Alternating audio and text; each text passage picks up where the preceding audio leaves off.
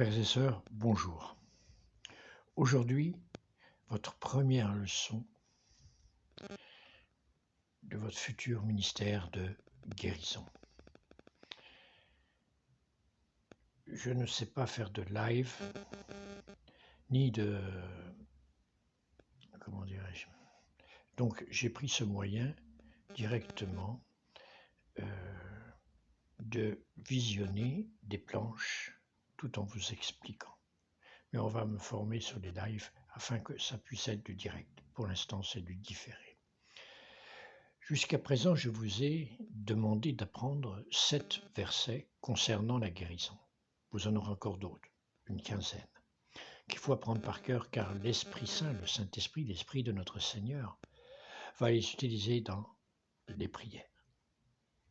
Mais chaque chose en son temps, un temps pour chaque chose. Aujourd'hui, le premier module de votre apprentissage sur la guérison. Il s'agit de définir, de vous donner les 8 types de guérison qui existent selon la Bible. Car ne vous y trompez pas, nous resterons dans la parole et rien que dans la parole. Je n'invente rien, je ne fais pas des procédures personnelles, tout est dans la parole. Donc apprenez bien ces types de guérison afin que vous puissiez les reconnaître. Il y a 8 types de guérison. Planche 1, premier type, Dieu guérit par l'onction du Saint-Esprit et le don de guérison.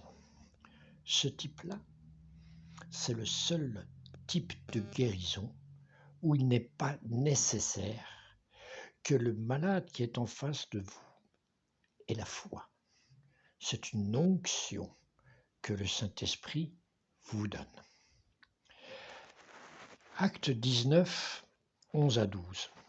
Dieu accomplissait des miracles extraordinaires par Paul. C'est ainsi qu'on apportait aux malades des linges ou des mouchoirs qui avaient touché son corps. Ils étaient alors délivrés de leur maladie et des esprits mauvais sortaient d'eux. Paul avait l'onction du Saint-Esprit et le don de guérison. Prenons un autre exemple, 1 Corinthiens 12, de 7 à 9. En chacun, l'Esprit se manifeste par un don pour le bien de tous. L'Esprit donne à l'un de parler selon la sagesse et à un autre, le même Esprit, donne de parler selon la connaissance. Ce seul et même Esprit donne à l'un la foi et à l'autre le pouvoir de guérir les malades. Donc cette onction, c'est un pouvoir que Dieu nous donne pour qu'on l'utilise. Et ne croyez pas que cette onction est rare, non, mais ça dépend de Dieu s'il la donne ou pas. Voyons le deuxième type, planche numéro 2, de guérison. Dieu donne la guérison au moyen de l'imposition des mains. Voyons un exemple dans Marc 16, de 17 à 18. Et voici les miracles que feront voir ceux qui auront cru. Ils chasseront des esprits mauvais en mon nom. Ils parleront des langues nouvelles. S'ils prennent des serpents dans leurs mains ou boivent du poison, il ne leur arrivera aucun mal. Ils poseront les mains sur les malades et ceux-ci seront guéris. Donc, vous voyez, ce deuxième type de guérison qu'on voit dans la Bible, c'est au moyen de l'imposition des mains. Mais tout ça, vous allez apprendre. Vous voyez, on ne quitte pas la Bible qui est la vérité et qui correspond aux procédures de guérison que l'on va faire. Troisièmement, troisième type de guérison, Dieu donne la guérison au moyen de l'onction d'huile accompagnée de la prière de foi. Nous avons un exemple, il y en a plusieurs des exemples, dans Marc 6, 13. Il chassait beaucoup d'esprits mauvais et guérissait beaucoup de malades en versant de l'huile sur eux. Alors une petite remarque à ceux qui m'écoutent, c'est que dans la Bible, l'huile représente l'onction du Saint-Esprit. Enfin, quatrième planche, quatrième moyen, quatrième type de guérison qu'on retrouve dans la Bible, Dieu donne la guérison quand vous croyez dans votre cœur et que vous le confessez de votre bouche. Exemple, Marc 11, 8. Vous pouvez dire à cette colline, ôte-toi de là et jette-toi dans la mer. Si vous ne doutez pas dans votre cœur, mais croyez que ce que vous dites arrivera, cela arrivera pour vous. Donc ce qui est valable pour cette colline est valable aussi pour une guérison que vous demandez. Ok ? Donc ça c'est le quatrième type. Voyons le cinquième type que l'on rencontre dans la Bible. Dieu donne la guérison quand 2 ou plus de personnes s'accordent sur la terre et dans leur cœur pour cette guérison. L'exemple est dans Matthieu 18, verset 19-20. Je lis la parole du Seigneur, Amen. Je vous déclare aussi que si 2 d'entre vous sur la terre s'accordent pour demander quoi que ce soit dans la prière, mon Père qui est dans les cieux le leur donnera. Car là où 2 ou 3 s'assemblent en mon nom, je suis au milieu d'eux. Donc si vous êtes 2 ou plus à demander la guérison de quelqu'un, ou que vous accordez sur la guérison de quelqu'un, cela vous sera accordé.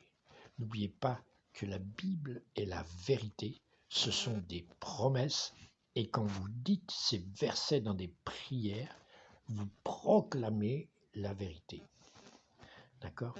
Donc on utilise ces versets dans les prières, ou plutôt le Saint-Esprit vous fait utiliser ces versets dans les prières que vous faites pour les malades.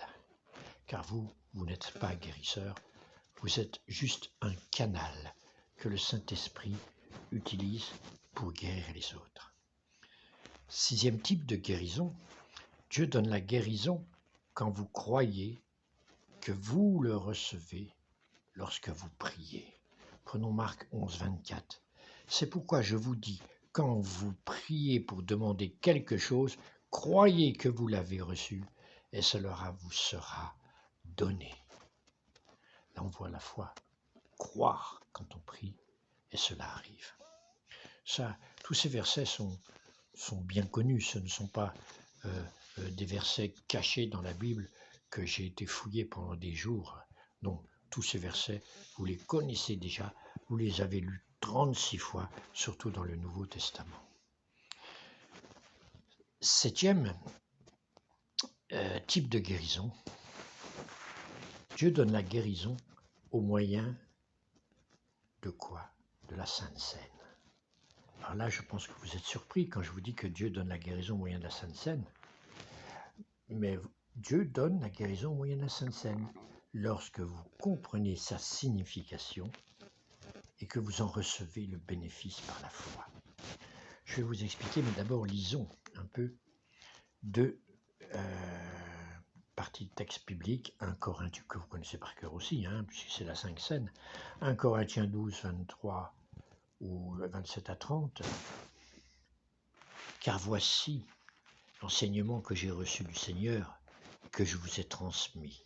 Le Seigneur Jésus, dans la nuit où il fut livré, prit du pain, et après avoir remercié Dieu, il le rompit et dit, « Ceci est mon corps qui est pour vous, faites ceci en souvenir de moi. » En effet, jusqu'à ce que le Seigneur vienne, vous annoncez sa mort toutes les fois que vous mangez ce pain. Lisons Marc 14, 22. Pendant le repas, Jésus prit du pain, et après avoir remercié Dieu, il le rompit et le donna à ses disciples. Il leur dit, « Prenez ceci, qui est mon corps. » Alors vous avez remarqué que là, dans ce cas de la guérison, je vous ai parlé de la Sainte Seine, mais uniquement du pain, et non pas du vin, c'est-à-dire du sang de Jésus. Le sang de Jésus est là pour le pardon. Pour le pardon. fautes, pour le pardon des péchés. Mais on oublie, souvent on le sait, mais on oublie quelque part, c'est que le Seigneur a des meurtrissures.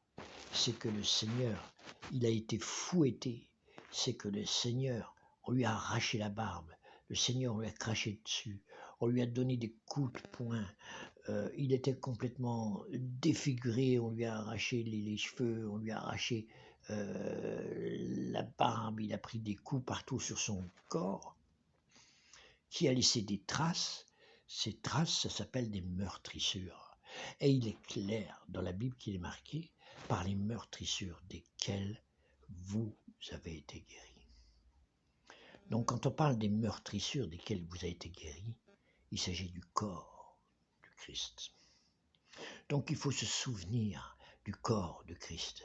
Et c'est au moment de la Sainte Seine, quand vous prenez le pain de la Sainte Seine, que Jésus lui-même dit, mangez ce pain et souvenez-vous de moi, de mon corps.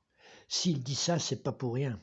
C'est parce que quand vous mangez le pain de la Sainte Seine, il se passe deux choses.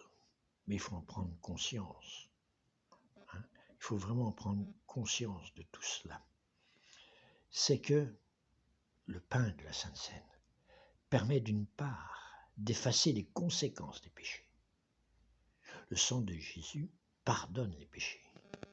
Mais le corps de Jésus efface les conséquences du péché. Ça ne sert à rien d'être pardonné les péchés, mais de subir les conséquences. Les conséquences sont souvent la maladie.